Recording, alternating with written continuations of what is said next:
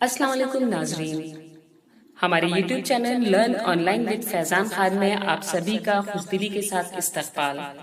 دوستو، ہمارے ساتھ موجود ہیں ہمارے اسپیکر مولانا مصطفیٰ ندوی مدنی صاحب، اور آپ سے گزارش ہے کہ ان کے موضوع سے ریلیٹڈ کوئی بھی سوال اگر آپ پوچھنا چاہتے ہیں تو ضرور ہم سے رابطہ قائم کریں۔ ساتھ ہی ہمارے اس چینل کو لائک، شیئر اور سبسکرائب کرنا نہ بھولیں تاکہ اپلوڈ ہونے والی ہر ویڈیو آپ تک فوراً سے پیشتر پہنچ سکے۔ بے حد شکریہ۔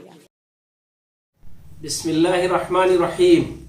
ناظرین کرام، السلام علیکم ورحمۃ اللہ وبرکاتہ۔ عید کا خطبہ اور عید کی نماز، بہت سارے احباب نے اس پر سوال کیا۔ زیادہ تر عید کے خطبے سے متعلق سوالات ہیں کہ خطبہ کیسے پڑھیں گے، کیا شکل ہوگی۔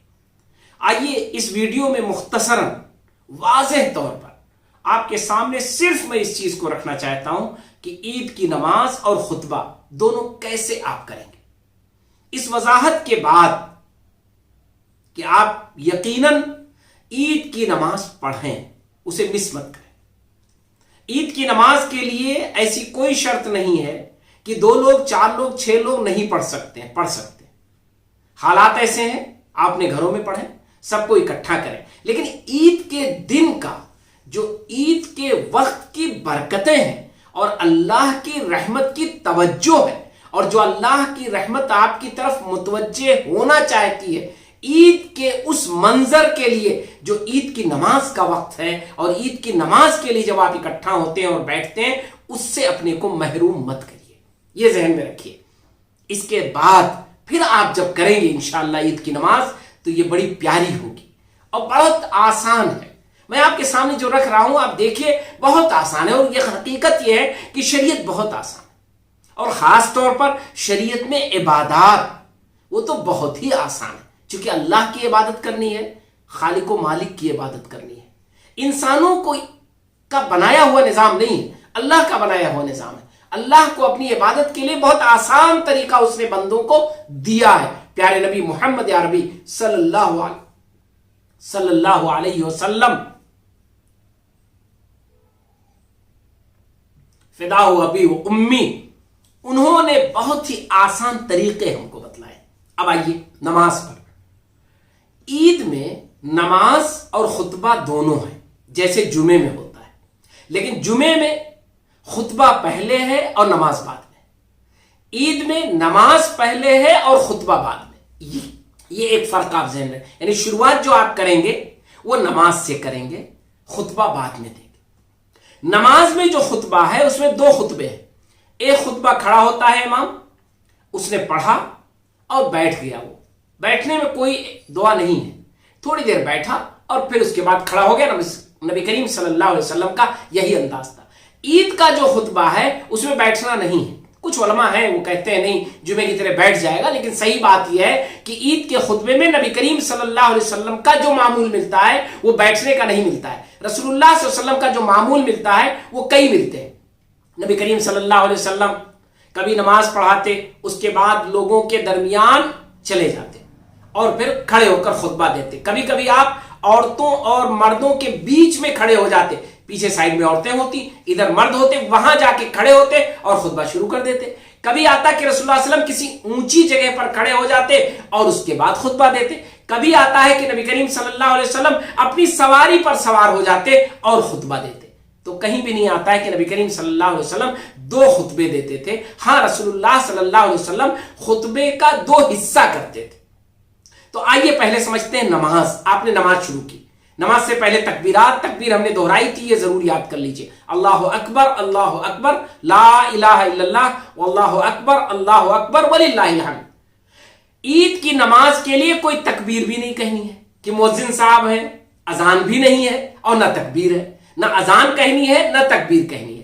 یہ جو تکبیر ہم نے پڑھی ہے یہ تو تکبیر ہے مسلسل، آپ فجر سے لے کر کے اور عید کی نماز شروع ہونے تک اس تکبیر کو دہراتے رہیں، اللہ کی تسبیح بیان کرتے رہیں، اللہ تعالیٰ کی رحمت آپ کی طرف متوجہ رہے گی۔ آپ نے نماز شروع کی، نماز شروع کرنے کا آسان طریقہ ہے، نہ اذان تھی نہ تکبیر، امام صاحب کو ہی نماز شروع کرنی ہے۔ جو بھی گھر میں امام ہو وہ کھڑا ہو جائے اور اس کے بعد نماز شروع کرے۔ اللہ اکبر جیسے نماز شروع کرتے ہیں، لیکن ایک یہاں پہ چینجنگ، اللہ اکبر کہنے کے بعد آپ ثنا پڑھیں اور 7 بار اللہ اکبر اللہ اکبر اللہ اکبر آپ کہیں گے. یعنی گویا کہ ایک تکبیر کے بعد جو تکبیر نماز شروع کرنے والی تھی اس کے بعد آپ کو 7 تکبیریں کہنی ہیں. یہ 7 تکبیریں جو آپ کی ہیں یہ گویا پہلی رکعت کی شروعات ہیں. اس کے بعد آپ سورہ فاتحہ پڑھیے، کوئی سورہ پڑھیے جو آپ کو یاد ہے، رکوع میں چلے جائیے، سجدے میں جائیے، رکوع سے اٹھیے پھر سجدے میں جائیے، سجدہ کریے، دونوں سجدے کے بعد پھر آپ کھڑے ہو جائیے. یہ کھڑے ہوتے وقت پھر آپ نے اللہ اکبر کہا تھا. جیسے نماز میں ہر انتقال یعنی ہر ایک مرحلے سے دوسرے مرحلے میں، ایک پوزیشن سے دوسرے پوزیشن جانے میں آپ اللہ اکبر کہتے ہیں، سمی اللہ لمن حمدہ کہتے ہیں، وہی کہیں گے. اب آپ کھڑے ہو گئے، اب 5 مرتبہ اللہ اکبر اللہ اکبر اللہ اکبر آپ کو کہنا ہے اور پھر وہی سورہ فاتحہ پڑھنی ہے، کوئی سورہ پڑھنی ہے اور اس رکعت کو مکمل کر کے آپ کو سلام پھیرنا ہے. یہ نماز ہے. میں ایک چیز اور ذکر کر دوں، علماء کا اس میں اختلاف ہے. میں نے 7 تکبیریں اور 5 تکبیریں جو ذکر کی ہیں یہ محدثین کی زیادہ تر رائے ہے، لیکن اس کے علاوہ ہمارے ہاں مکاتب فکر ہیں. میں نے بتایا کہ امانتاً ذکر کرنا ضروری ہے اور جسے تحقیق کے بعد جس پر اطمینان ہو تحقیق کرے یا فوری طور پر غور کرے، اس کے لیے وہ راستے کھلے ہوئے ہیں. احادیث میں 7 تکبیر 5 تکبیر کا ذکر ہے اور محدثین کی زیادہ یہی رائے ہے. خاص طور پر فقہائے احناف کی رائے ہے کہ نہیں، 3 اور 3 تکبیریں ہوں گی.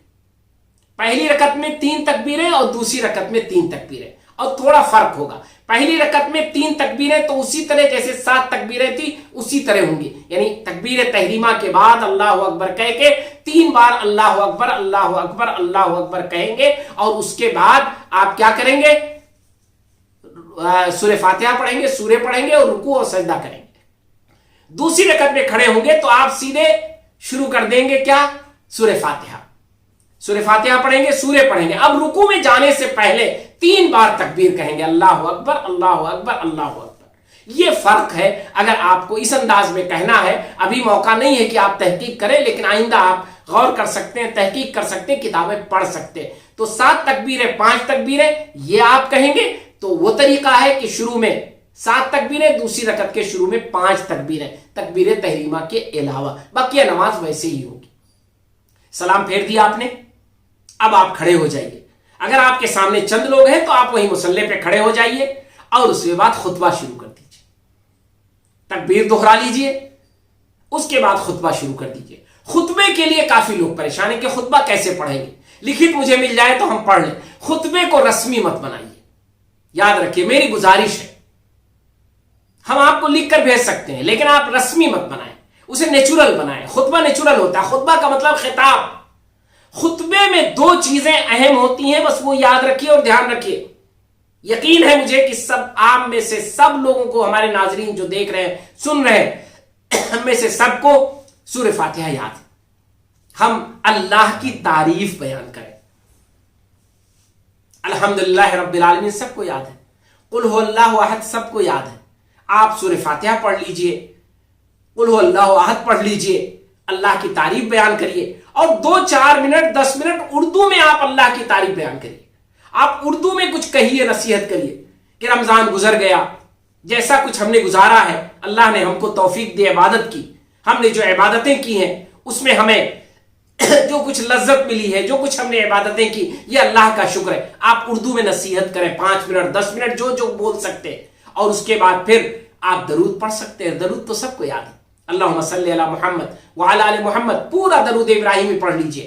اس کے بعد آپ صحابہ کرام کا ذکر کریے، خلفائے راشدین کا ذکر کریے، ائمہ اسلاف کا ذکر کریے اور پھر دعا کے لیے ہاتھ اٹھا دیجیے اور خوب دعائیں کریے، گڑ گڑا کے دعائیں کریے. عربی میں جو دعائیں یاد ہیں وہ آپ کریے، اردو میں خوب جم کر آپ دعا کریے. تو خطبہ جو ہے وہ آپ صرف اتنا کریے کہ سورہ فاتحہ پڑھیے، قل هو اللہ احد پڑھیے. سورہ فاتحہ کوئی ضروری نہیں ہے، میں اس لیے کہہ رہا ہوں کہ اللہ کی تعریف کے لیے سورہ فاتحہ سب سے اہم.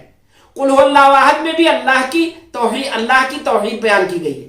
اور اس کے بعد آپ کچھ نصیحت کریے گھر والوں کو اور اس کے بعد درود پڑھیے رسول اللہ صلی اللہ علیہ وسلم پر. اس کے بعد اٹھا کر خوب ہاتھ اٹھا کر دعا کریے सब मिलकर दुआ करिए। और यही दुआ ये खुतबे की जान है और ईद की नमाज की जान है और ईद के दिन का हासिल है और ये अल्लाह के इनाम को हासिल करने का सबसे बेहतरीन मौका है। तो नाज़रीन इकराम, आपको नमाज और खुतबे में कतई नहीं उलझना है, बहुत आसान तरीका है। आप 7 और 5 तकबीरात कहें तो उसकी मश्क कर ले, एक मरतबा नमाज की जरूर मश्क कर ले, ताकि ऐन मौके पर कहीं ऐसा ना हो कि आप तकबीरात भूल जाएं और आपके लिए मुश्किल।